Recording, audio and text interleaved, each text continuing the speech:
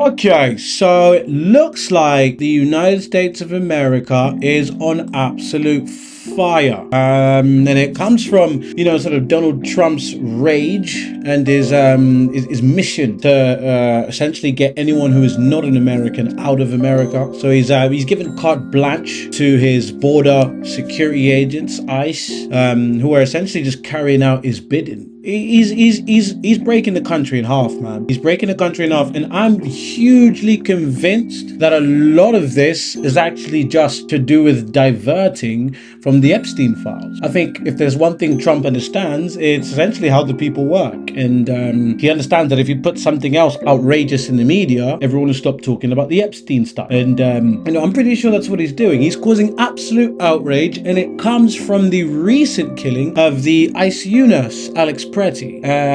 Just to give you an idea of exactly what happened, Alex Jeffrey Pretti was 37. He was a US agent. He was an ICU nurse in Minneapolis intensive care unit. So effectively, he saves lives, right? And he does a lot for people in the community and in the country. He was shot by a US Border Patrol agent on January the 24th, 2026, during a federal immigration enforcement action. There's conflicting stories as well between what ICE is saying, the Border Control agents, and essentially what we've seen in the videos that have actually come out.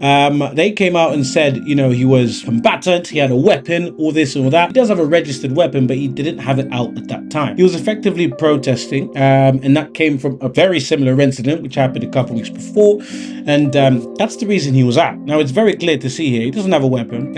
He's not being forceful. In fact, I would say the border agents are being forceful towards him in this kind of situation. Now, Department of Homeland Security, DHS, are essentially claiming he was armed, and eyewitness accounts as well as the video can clearly show that he wasn't. Now, this comes from very similar incidents, and in context, there's been a huge spike in federal immigration enforcement actions in Minneapolis. There were 2,000 agents deployed by Trump, essentially out doing his bidding. And you even have national figures, just like Barack Obama, coming out and saying it's a tragedy, and it absolutely is.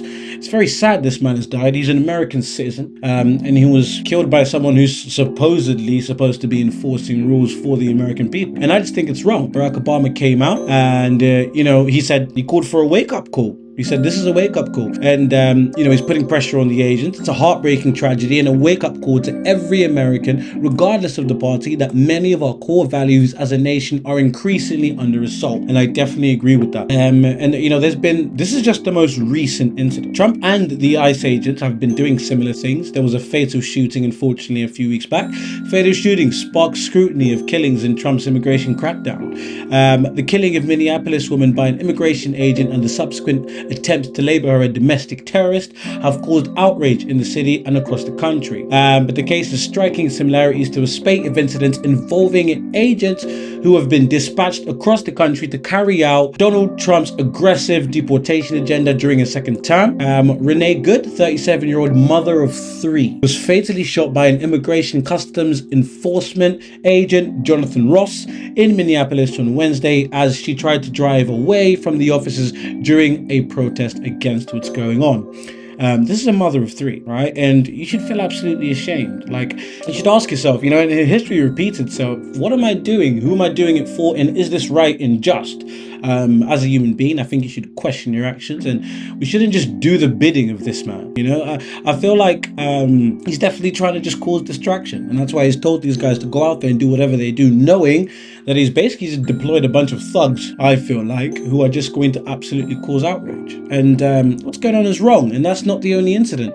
There was a previous killing of Villegas Gonzalez on the 12th of September. 38-year-old Gonzalez was shot and killed by an unnamed United States Immigration and Customs Enforcement agent officer while trying to flee a traffic stop in Franklin Park in Chicago, USA. There was a similar incident again, the killing of Gerardo Lunas Campos on January the 3rd, 2026. 55-year-old Gerardo Lunas Campos died while an immigration and customs agent, so he was being held by them, and supposedly he attempted suicide. I mean, we've had this one before. We've seen a very similar story. Apparently Jeffrey Epstein did the same thing.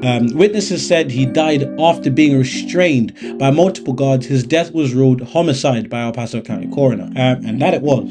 All right, so it's not one, there's many. And this kind of thing is tearing the country apart. Protests have been spread. Tens of thousands are gathering together, protesting against his actions, rightfully so.